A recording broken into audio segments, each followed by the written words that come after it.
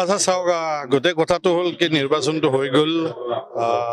আমি কংগ্ৰেছে যি ধৰণে ফল আশা কৰিছিলোঁ সেই ফল আমি নাপালোঁ। আৰু এইটো এটা খুব ডাঙৰ ৰহস্য আমাৰ কাৰণে হৈছে যে জনসাধাৰণে ভোট দিলে অথচ EVM মেচিনত আমাৰ ভোটবোৰ নাই।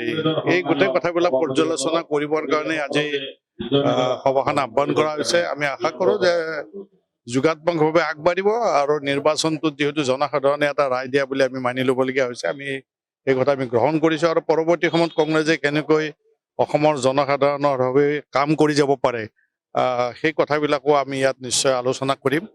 আৰু অসমৰ জাতীয় সমস্যাসমূহক বা অসমৰ যিখিনি জ্বলন্ত সমস্যা সেই সমস্যাখিনি সমাধানৰ ক্ষেত্ৰত আমাৰ দলৰ কি ভূমিকা থাকিব এই বিষয়ে আজি নিশ্চয় পৰ্যালোচনা হ'ব। এতিয়া যিহেতু তেওঁলোকে চৰকাৰ কৰিবলৈ আগবাঢ়িছে, আমি সফল হ'ব বুলিয়ে ক'ব লাগিব।